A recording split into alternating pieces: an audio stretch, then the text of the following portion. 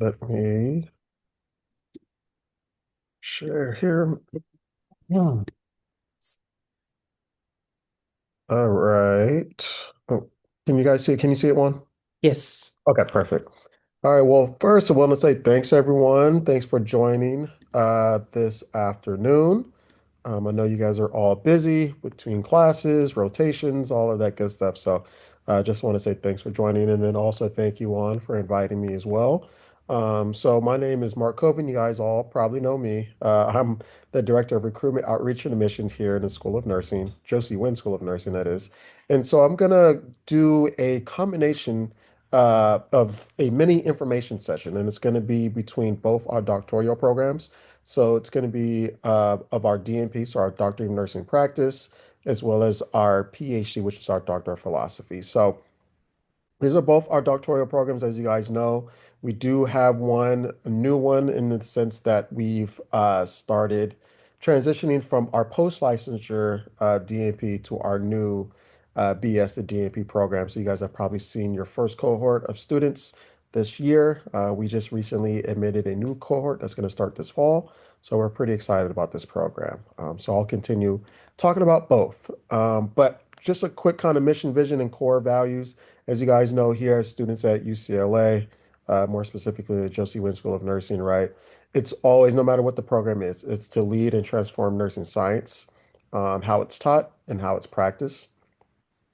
But our mission is to improve the health, wellness, and quality of life and nursing care of the people of California, the nation, as well as the world throughout education, research, nursing care, and community engagement. And I know you guys are seeing that and doing that within your theory courses as well as your clinical rotations, but then also our core values, right? So this is something that we really are sticklers on that we want to make sure that we're enforcing throughout our teachings, as well as our mission and leadership roles. So it's the fundamental principles, right, that guide our education and research and practice, which includes excellence, innovation, scientific inquiry, integrity and respect, teamwork and compassion. So all values, right, that us as nurses, future nurses, and current nurses all possess. All right, now why UCLA? I'm not going to go too much into here because you guys are all UCLA students, so we all know why you guys chose this. But I'm not sure if you guys know, it did come out, I think about a week or two ago, of the new rankings. And so UCLA as a whole, we're still the number one public institution in the United States. But in terms of nursing, we are now top 10. So we're excited about that being a top 10, one of the top 10 nursing programs in the country, and I believe one of the top 15, I believe, in NIH funding. So as we continuing to grow as a university and as a school of nursing, we're pretty excited that we're continuing to climb the charts there. And it's all part of just the community that we build, right? As you guys are noticing, not just on campus, within the School of Nursing as well, and all the tons of resources that we have available for you. So those are just some of the things that we think combined with the different hospitals that we're partnered with, that we are, becoming one of those schools that a lot of people are wanting to be part of. So that's something that's exciting. All right. So, talking about some of the things that nursing encompasses, right, and some of the constructs that we have, right, it's going to be an overlap in terms of what you're seeing in terms of the values, right? So, there's clinical practice, there's education, there's research, there's consultation, leadership, management, and the service to the profession and the community. But with that, we want you guys to kind of see as you guys are starting to think about, okay, I am thinking about getting into a doctoral program, but I'm not entirely sure which one.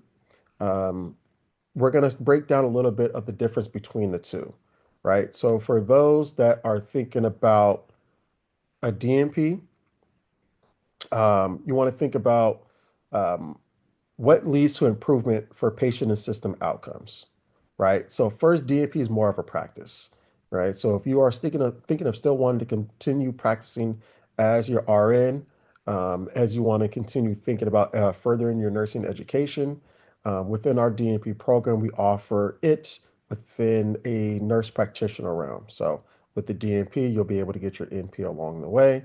So what that means is you want to stay within practice. You want to stay within a patient and system setting. most likely within a clinical setting as well. So also know with the DNP, this is your highest level of clinical nursing practice. Whereas you're thinking about the PhD, right? You're thinking about developing new knowledge, right? Or new theory. But also know this is also the highest level of nursing research, right? So at the end, if you're thinking of both programs or either one you want to enter, as you go through a DNP and you graduate, you will get your doctorate, right? So you will be Dr. So and so. The same thing will apply with the PhD, but the focuses are different, right? So again, for the DNP, you're thinking about practice, and for PhD, you're thinking about research. Again, so as we're thinking about professional goals, right, between the two for DNP and PhD, here are just some kind of questions you want to start thinking about. And I think these can help you as you start to align what you want your career goals to be. So for the DNP, it's do you want to develop leadership qualities, system thinking, improvement patient quality and outcomes? And then also, do you want to develop as a leader in your chosen field of practice? Whereas for PhDs, do you want to develop a critical thinking skill or expertise in your specific area of interest? And do you want to provide that new knowledge and guide patients in quality and outcomes? And then also with that, do you want to advance the science of nursing in your chosen area? So as you guys again are starting to think about what type of research you're thinking about getting into, you may have an idea, and that may be able to coincide, right, with if it's DNP or PhD. All right. So again, if you're thinking about in a practice in a hospital setting, is there certain patient qualities and outcomes that you would want to improve or on that side? Or if you again thinking about a specific area of interest that you also want to start thinking about providing a new knowledge in terms of that outcome. So again, that's a little bit of difference between what the DAP and the PhD program, or I should say degrees. Now, if we're thinking about the curriculum, now this is more specific to ours here at UCLA in the School of Nursing. This could differ depending on other schools that you may be thinking about.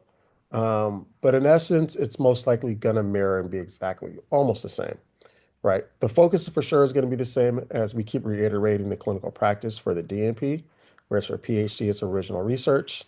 The career path again is you're thinking practice compared to research and or if you're thinking about teaching or administration. For both programs, right, the RN is going to be the entry point. So you need at least your RN if you're thinking about the BSN or if you're thinking about an entry level. Either one is going to allow you to apply and get into either doctoral program. And now this is where it could differ in terms of the time, right? So for our DNP, it's about 3 years, which includes the 2 summers. So it's 11 quarters. Whereas for the PhD, it's probably a minimum of about 4 years. Typically, it takes PhD students in between 4 to 5 years, right? Depending on where the research is, um, and if they want to, kind of spread out, right, let's say within the 4 or 5 years. There are instances where some people do it within three. Those are the fast track people, but our faculty say anywhere between 4 to 5. Whereas for the DNP, you're thinking about 3 years, 2 summers included. So 3 straight years all the way through.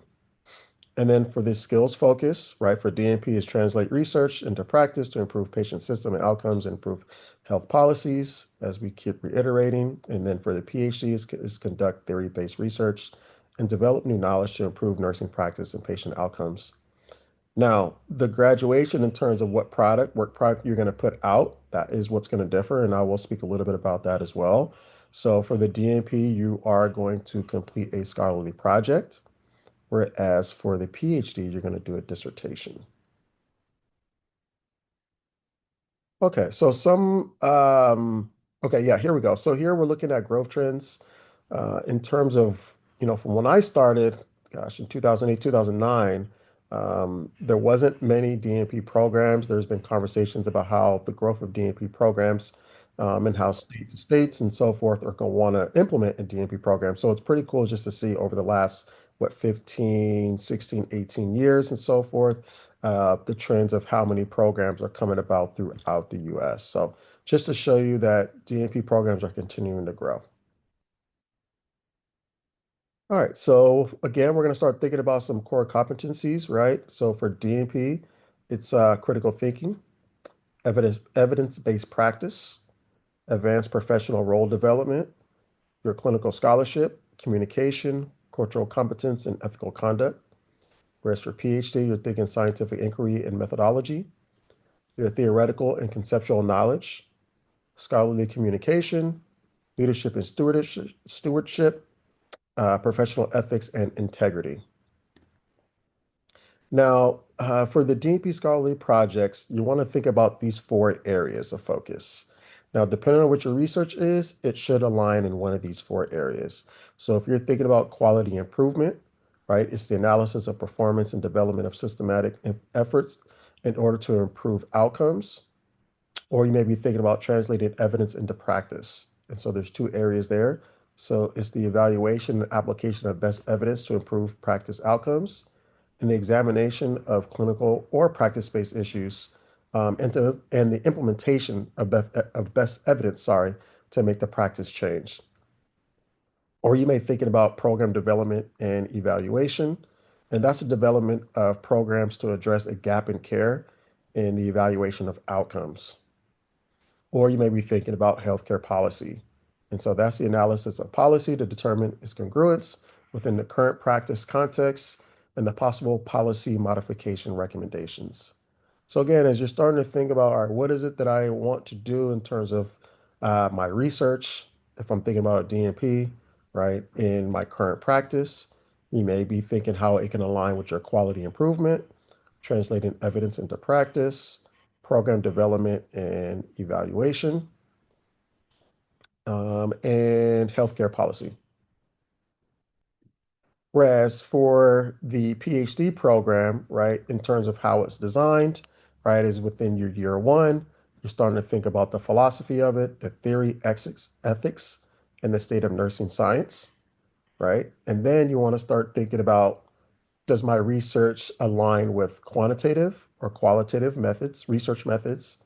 You're also going to have some statistic courses, which are stats one and stats two. So, quick kind of breakdown in terms of quantitative, right? So, quantitative and qualitative. Qualitative is where your research is most likely going to involve interviews, whereas your quantitative will involve surveys. And then your faculty advisors will help you kind of lead in terms of what research method you should be doing, depending on what your research interest is. And then year two is research measurements, research experiences, evidence statistical methods, and grantmanship. So that basically means learning how to get your research approved. And then as you get into year three, that's when you actually begin your dissertation research. So when we start thinking about where it takes 4 to 5 years, it all depends right here in terms of your year three as you begin your dissertation research and how long that may take. But knowing as you get into your fourth year of your last year, that's when you're going to complete your oral and written dissertation. And then at the end, you're going to go ahead and defend your dissertation. And then you go ahead and graduate with your PhD there. Now, here are some common questions that people will ask depending on the program. And so for your DNP, or sorry, for the first question, as it says, is hospital experience required? For the DNP, our faculty do recommend having at least a year or two of experience in a particular field. As you'll see, the next slides that are going to be coming up are going to offer the different specialties that we have. And so, depending on the specialty of your interest, we do hope that your hospital experience or your RN experience is going to be relatable to whatever it is at the specialty that you're interested in. As for the PhD, hospital experience isn't necessarily required because you're going to be doing new research and new knowledge and so forth with that. Is the program offered in person or hybrid? So as you guys know, for your current programs, are this just like our DNP and the PhD, they are offered in person. Now there are a couple of classes that may be offered online, but in totality, the classes are going to be offered as in-person format. Do you need RN hospital experience? It's almost the same thing as the first question. You will for the DNP, but you will not for the PhD. Is transfer credit accepted? And so this is a really good question, especially being future nursing graduates. If you guys are in the BSN or in for the MECN, there could be some classes, especially the prerequisites, that overlap and that can be waived. So Does depend on what program you guys are graduating from, that it is possible to have some courses accepted. So just depends if we're thinking of like physical assessment, if there's nursing research and so forth, or even a statistics course. Can you work while you're in the program? So you can work while you're in the program. Our faculty, as you guys probably know in your current programs, they want you to make sure that you're dedicating first, right, and foremost, your time dedicated to the program. And then if you do have to work, you can, as you guys start to work as nurses. Typically, students will scale back their time from full-time to part-time or even possibly per diem. So it just depends on what you'd want to do. But yes, students will continue working while they're in the program. And how often do we admit students? We admit them once a year, as you guys know. So we admit for every fall. So we have our new incoming cohort for both programs, DNP and PhD, that are going to be starting with us this fall. So that's exciting. So the next time we'll be going through the admissions process is going to be for fall 2027. And then how many students do we admit? So that's a really good question. So for the DNP program, we are going to admit a total of 28 students. So we have four different specialties. And so we will be admitting seven per specialty. And so again, it'll be popping up on one of the next slides in terms of the specialties that we offer. But really quickly, it's going to be our adult gero primary, our adult gero acute care, our family, as well as our pediatrics. So those are going to be the four. Now, for the PhD, we will be admitting anywhere between four to six students. I know next question that people probably ask is how many people apply, right, per program. For the DNP, we had a total of, I believe, 89 this past year, almost 90 students that applied. And then for our PhD, we had a total of 20. All right, what is the minimum GPA? That is going to be a 3.0 minimum GPA, and that will come from um, either program. And again, if it's in your BSN or within your Meccan. And is there a wait list? So there is a wait list. So we do make a wait list. So we do have our initial students that we offer admissions to.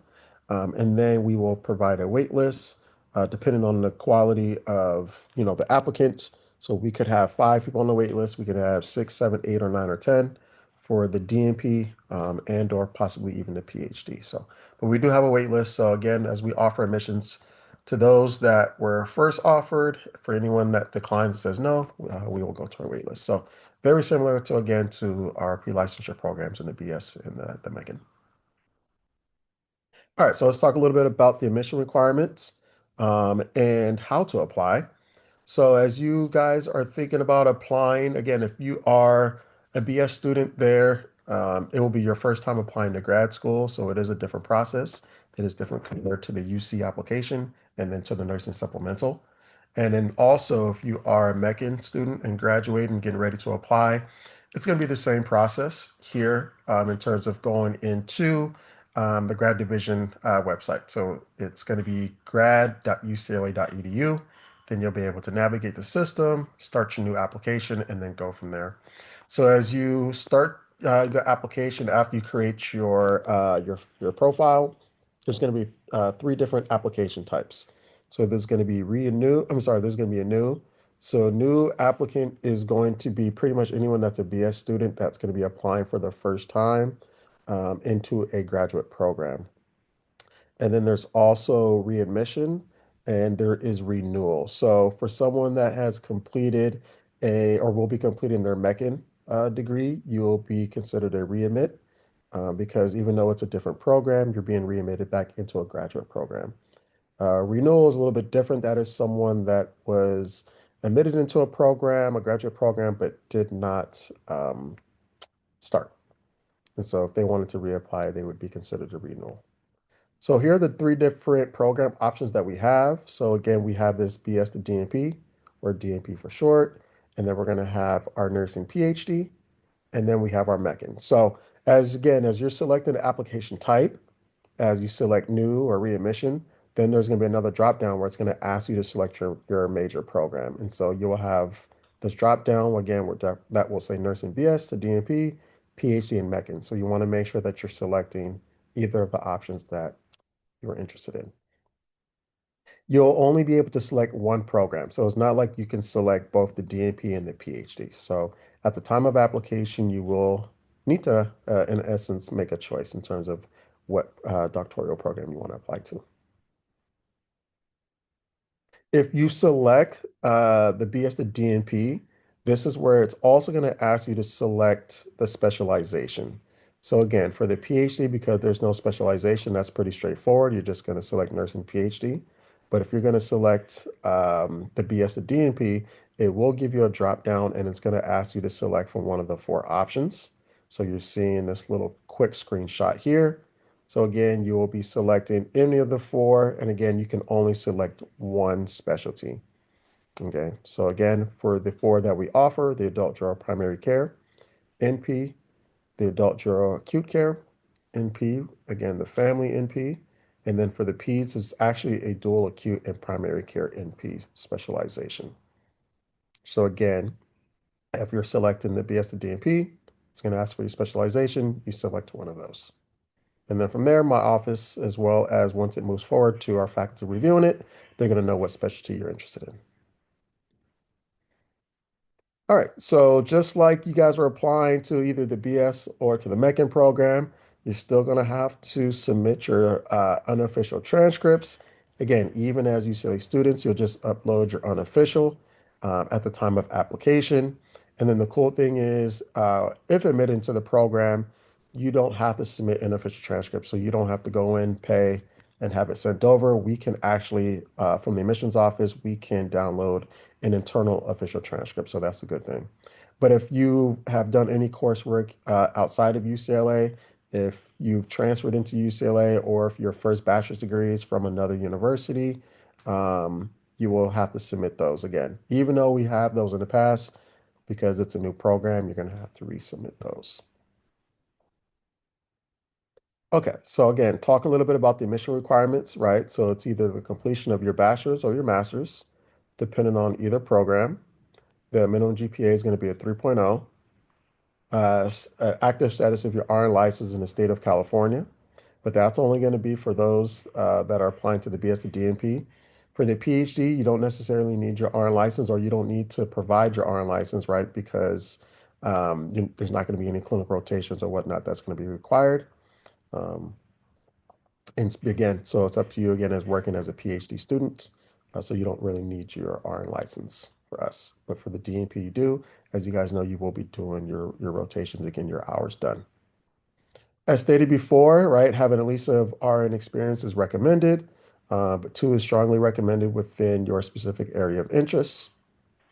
And then as we get into the three different essays, two are going to be required for our PhD. That's going to be your statement of purpose. And I'll talk a little bit about that. And then there's a personal statement. And then there's additional essay questions for those that are interested in the DNP program. And we'll talk about those.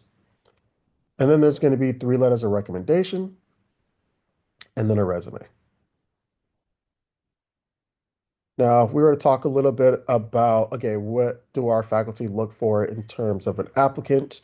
Here are just some quick bullet points that they believe are um, important in terms of providing your self-assessment, right, in terms of why you want to apply to either program and into that specialty.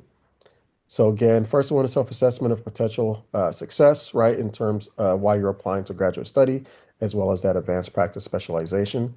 Again, why you are choosing UCLA. Again, as you guys are going to be graduates, we know that's okay. But again, what is it about our doctoral programs that aligns in terms of what you want to do? And then also giving and or stating your goals, right? Demonstrating that you understand what our doctoral programs offer and what they entail, what's going to be required of you. Again, how you see yourself being successful in it and how you're going to be prepared. Your clinical experience as a registered nurse.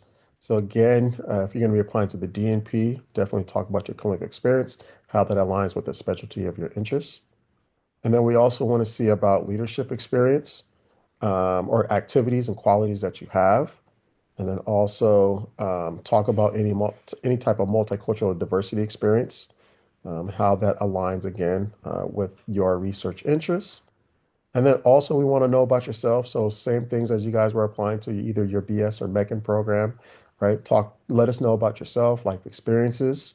If you have any life challenges, things that you've been able to overcome, We want you to talk about those.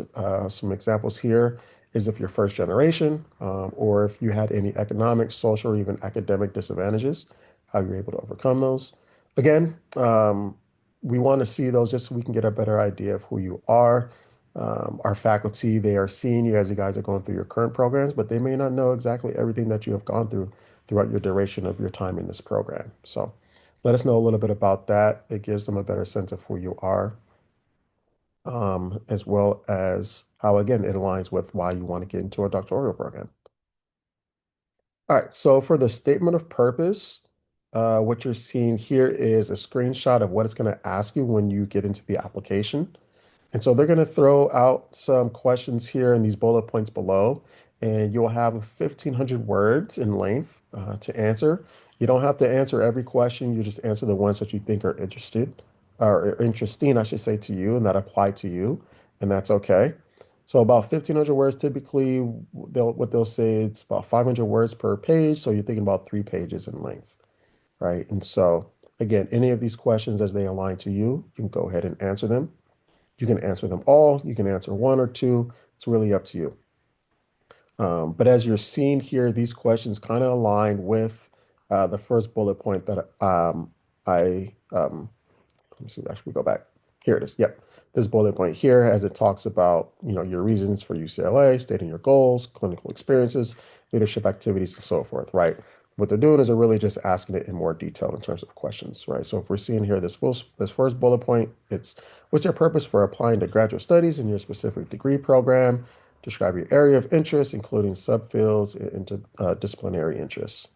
Right. So what you're going to see are these questions are going to be kind of general or vague because these are all the questions that are going to be asked to anyone as they're applying to any program, not just here in the nursing department, but also that's why they're going to be more general and vague. And what you want to do is you want to apply that specifically to, again, what program that you're interested in applying to. Then there's going to be the personal statement here. And so for the personal statement, it is going to be 500 words in length, so it is going to be shorter. And the reason for it is they just want to know a little bit more about yourself, right? Your life experiences, again, any challenges that you were able to go through and how that applies. And then again, how that has helped prepare you and set you up for wanting to get into a program. So again, one of the questions you're going to see here is, are there any educational, personal, cultural, economic, or social experiences not described in your statement of purpose, right? That have shaped your academic journey. If so, how? Or describe challenges or barriers that you have faced in the pursuit of higher education. What motivated you to persist? And how did you overcome them? What is the evidence of your persistence, progress, or success? So again, you don't have to answer every question. Choose the ones that you feel are relatable to you, and you'll have up to 500 words to write those. All right, and then for those that are interested in the DNP program, our faculty came out or came up, I should say, with two additional questions. So these questions are specifically coming from our faculty that they would want you to answer. So you do have to answer both within 500 words. So you could break them down in half if you want to write 250 for the first one or 250 for the second, or if you want to answer them together, you'll have a total of 500 words. So the first question is briefly describe specific situations when you have engaged in teamwork, team leadership, or collaboration with people from diverse disciplines and perspectives, and then briefly describe specific situations where you have engaged with others to advocate for individuals, families, patients, communities, populations, or system changes. And so again, these two questions come directly from our faculty here, and so you'll have to write an additional essay. All right, so for your resume or CV, self-explanatory, as you guys know, right? You want to detail all of your history, if it's work experience, volunteer, professional, um, internships, all the different type of collaborations that you've done, right? We want you guys to list them all if you can in chronological order. Also include other accomplishments as well. Again, as you guys know, we're pretty big on leadership, community service, diversity, multicultural experience. So we want you guys to list all of those. Also list any publications, awards, certifications, organizations, associations that you belong to as well. So as you guys know, these CVs or resumes, they can exceed 1 page. We want you to provide detailed information in there, right? So not just bullet points, but providing what each one experience entails and what you did with those. And so that's also going to help out our faculty as well. And then we're going to have three letters of recommendation. Again, as you guys know, we want them to come from people in a professional setting. So that could be a professor, someone in a supervisory role, right? Any other type of educational role, even if it's someone in a mentorship or offers mentoring in a different type of relationship that you have with them, that's okay as well. We just don't want any family or friends. So again, if you want to use your nurse manager, you could do that. If you want to use another professor, you could do that. Whoever the case is, just no family or friends. And as you guys know, just like it was for either the BS or the Meccan program, it is going to be where you're going to fill out your recommender's name, their email address, and then they're going to get sent an actual recommendation form that they're going to complete and fill out. And then they're going to have the opportunity of also writing and uploading a written letter as well. So just know it's going to look like just it's good. The form's going to look different, but the process is going to be the same in terms of again you adding your recommenders information, contact information. All right, and then talk about the supplemental prerequisites, right? To get into the program for the DNP, we do require four. So there's going to be statistics, which as of now is the only one that has a 5-year time limit. And then we're going to have nursing research, physical assessment, and human physiology. All courses that you will be completing or have completed thus far while you're in your program. So that shouldn't be a problem. The only thing is statistics, depending on when you're ready to apply, if it meets that 5-year time limit. For the PhD, we're going to require biostatistics. So that is different from regular statistics. For PhD, it's going to be biostatistics, and it does have to be the equivalent of Biostatistics 100A or the Biomath 170A. This one does have to be completed within 3 years.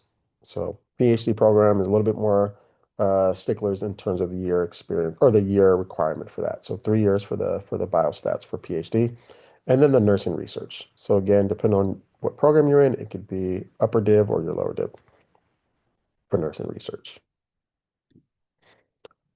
All right. No, the only difference between the DNP and the PhD is for the PhD, we are going to actually have an interview. So we kind of call it the second round. So for the DNP, there's not going to be an interview process as of now for entry into the program, but for the PhD, there is. So all PhD applications or applications that are reviewed, they will be selected or uh, uh, there will be of the applicants that are reviewed, sorry, there will be a selection of PhD applicants that will move forward for the interview. Sorry, that's what I was thinking of saying. And then so each interview is probably about 30 minutes in length. They're all conducted via Zoom. So it doesn't matter if you're here in LA, if you're in another country, out of the state, we're all going to have those over Zoom. And so basically what you're doing is you're just kind of reiterating and talking about your application, your focus in terms of what your doctoral studies are, kind of reiterating those, but in verbal format with members from our Student Affairs Committee. So it's going to be faculty that are part of the SAC committee that are going to conduct these interviews. All right, so application deadlines. We do have for both programs. So if it's for the DNP or PhD, application deadline is always December 1st. The applications typically open up after Labor Day, so sometime in September, probably typically the second week of September. And then so it gives you about 2.5 months, I believe, until December 1st. And then what we do is we have what we like to say like a supplementary kind of deadline of January 15th. And that's where we make sure that any kind of accompanying documentations are submitted by that time. So if it's letters of rec, if it's a transcript or whatever the case is, myself along with Jamie will be in contact with you to ensure that you're going to submit everything prior before they go into the review process. And I believe this is probably one of the last slides just to kind of give you the timeline in terms of what it looks like, right? So the app's going to open up in September. Don't worry about the year unless you are wanting or thinking about applying for fall 2027. But this typically mirrors no matter what the year is. So app opens up in September. Deadline is December 1st, right? As you remember, company documentations, those are going to be due January 15th of every year. And then the applications start to go into the review process in January and February. Same thing also for the PhD interviews that will happen in February. And then our goal is no matter if it's the DNP or PhD program, we want to start releasing decisions end of February into March. And then from there, we kind of start all of our kind of welcome processes in terms of orientations, new welcome events. So that'll start in April as we get into May, and throughout the summer, we'll have different type of modules and orientations and so forth. So as you know who we are, again, this is myself as well as Jamie. Then if you guys have any questions, we are right next to the student lounge. So feel free to knock on our doors. We are there pretty much every day. Um, I'm there Mondays and Fridays, and I believe, and sometimes Wednesdays, and Jamie's there on Tuesdays and Thursdays. So feel free to stop by, knock on our door, or feel free just to email us if you want to set up a one-on-one appointment to discuss your research interests, your future, what you're thinking about doing. We can, kind of talk you through those. And yep, and that's it. Any questions? Thank you for that. Of course, of course. Students, do you have any questions? If not, there's a couple of questions that were submitted with the RSVP form. Yeah. It's 5 questions. So let's go over those. The first one is, does admission of UCLA DNP program value UCLA BSN education compared to other schools? Yeah, it's a good question. So, yes, do we value it? Yes. Now, is there additional points, right? Or, Brownie points? yeah, any brownie points, right? Or do you get a leg up or anything like that for being a UCLA graduate? No, you do not. But I think the good thing is that you understand um, the kind of community that UCLA has, right? The teaching structure, what it looks like to be a student. So that does help, but nothing in terms of brownie points or extra points of being admitted. Okay, thank you for that. For the next question, what's the best way to what's the best way to diversify a resume when competing against accomplished candidates? Yeah, so that's another good question. I think it depending on the program, if it's DNP, it's definitely going to be trying to get some experience, RN experience. Again, depending on what field that they're interested in, try to immerse themselves in that. And then I think another thing is just like they're doing probably as students, participate, get into different organizations and associations upon graduating. Certifications help as well. So I think things like that will help. PhD, it's a little bit different, right? That's more about what the research interest is, how that applies in terms of what they want to do. We do look to see if we do have any faculty members that can match up with them. So that's a little bit more about networking and understanding what the research entails. Okay, thank you.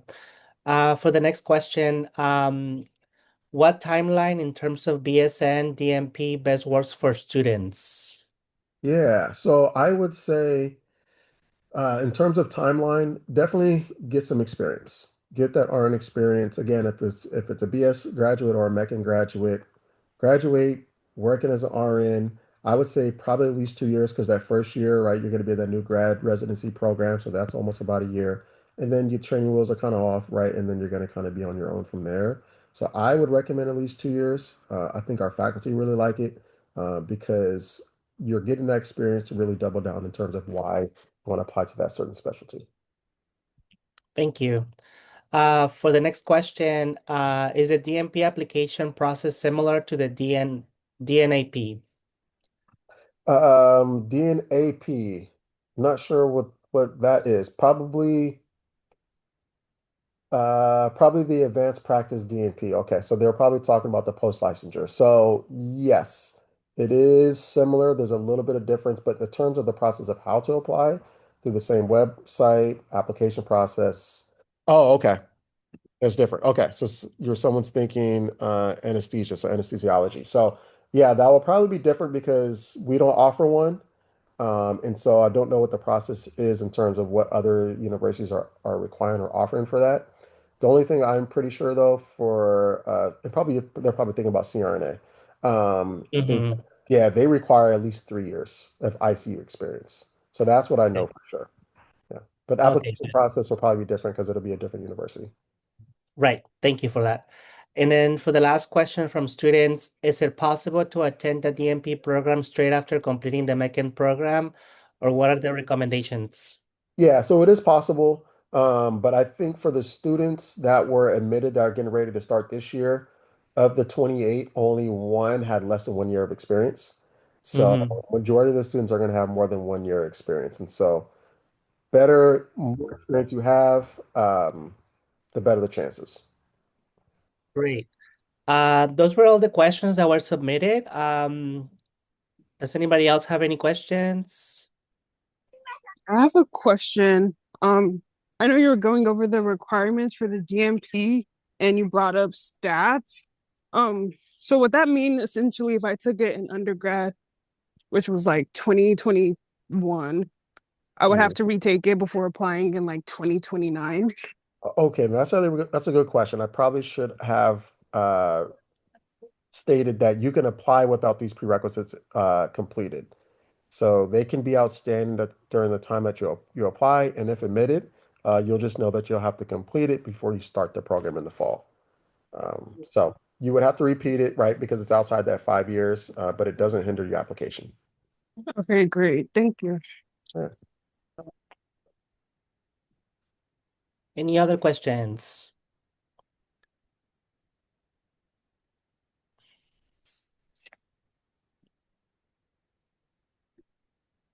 Well, you guys know where I'm at.